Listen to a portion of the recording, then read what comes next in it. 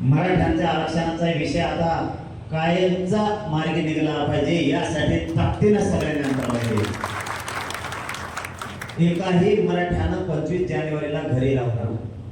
तुम्ही जर एक दिवस ताकद दिली ना, मग मी यांच्याकडे बघतो हे कसे आरक्षण देत नाही. फक्त एक दिवस नांदेड जिल्ह्यातल्या प्रत्येक माणसाने अंतरवाली द्या. सगळ्यांनी जोराची तयारी करा. अंतरवाली येतात ना, हातवर करून सांगा बरं. वा वा, मग यांचा कार्यक्रमच करतो मी सरकारचा.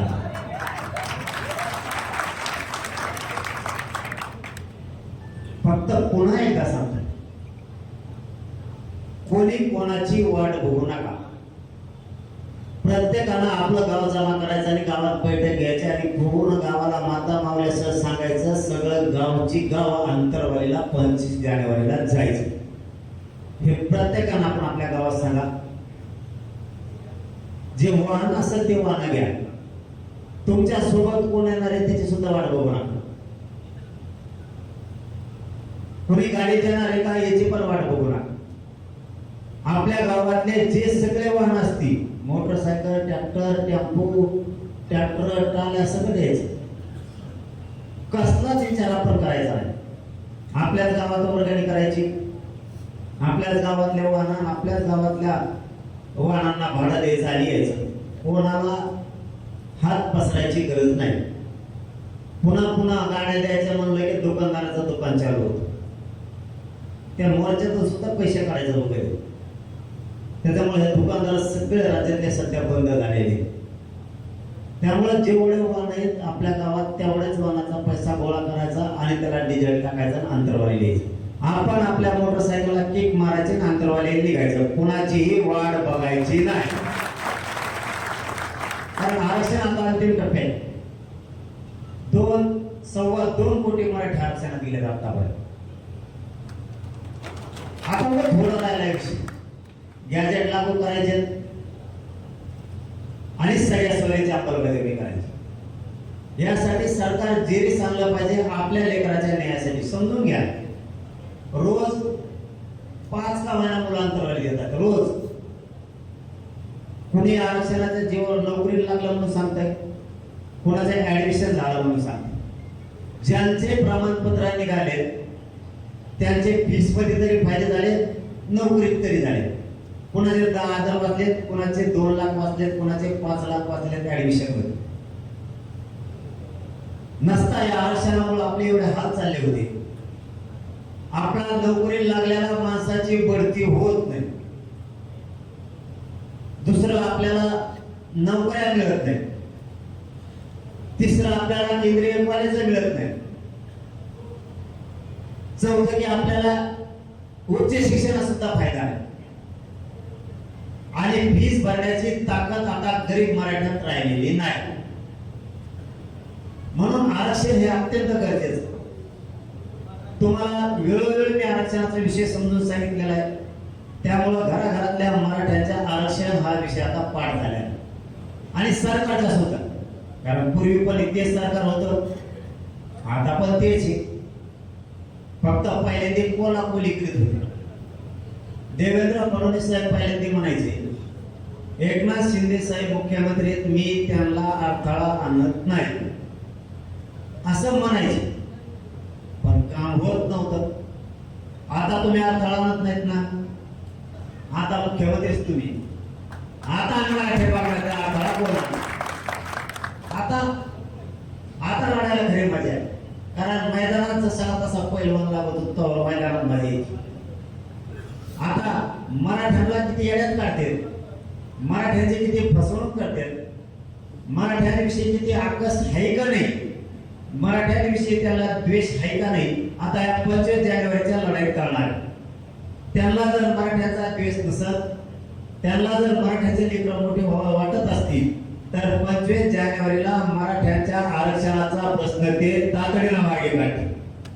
आणि जर त्यांच्या मनात द्वेष आणि आकाश मराठ्यांविषयी असलं तर ते काढणार नाही. आपण मात्र मग त्यांना राज्यात सुद्धा फिरून देणार नाही. हे सरकारला जाहीर सांगा.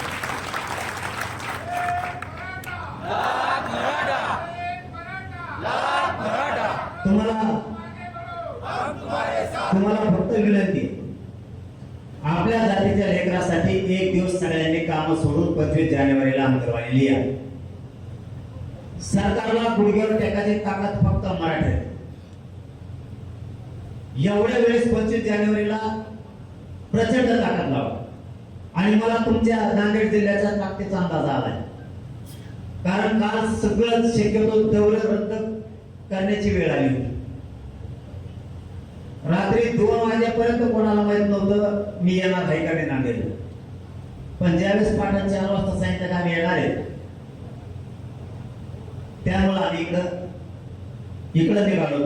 आणि तुम्ही तेवढ्या वेळात एवढी ताकद दाखवली म्हणून नांदेडची ताकद राज्याला पण आणि आम्हाला पण कळून चुकली. कारण बीडकडे काल लक्ष देणं गरजेचं होतं म्हणून आम्ही काल थांबलो होतो.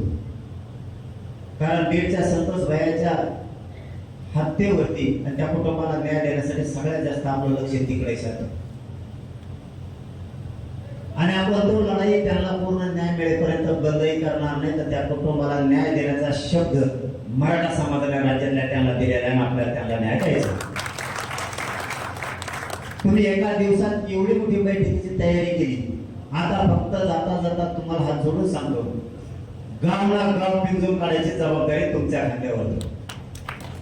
प्रत्येक गावागावात जो 25 जानेवारीच्या आमरण उपोषणाची तयारी करा.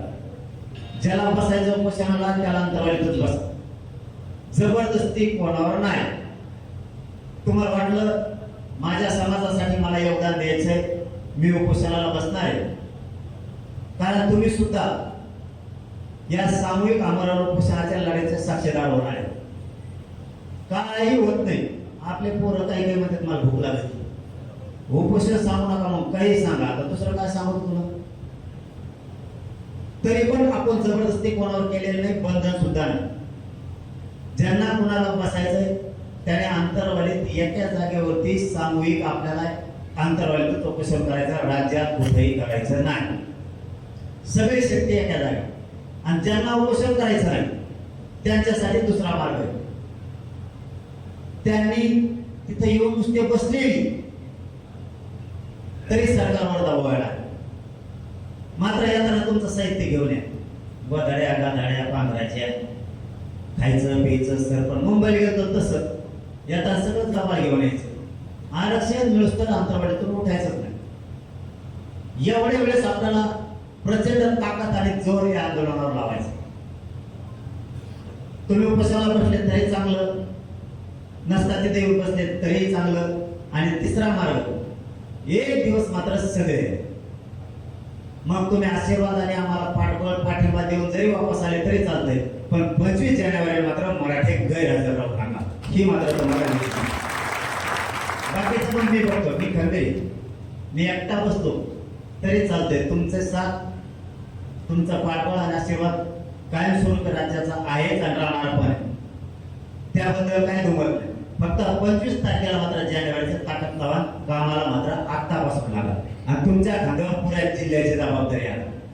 अख्खा जिल्हा पिंजून काढायचा, गावना गाव बैठका घ्यायच्या आणि अंतरवाली लिहिण्याची तयारी करायची.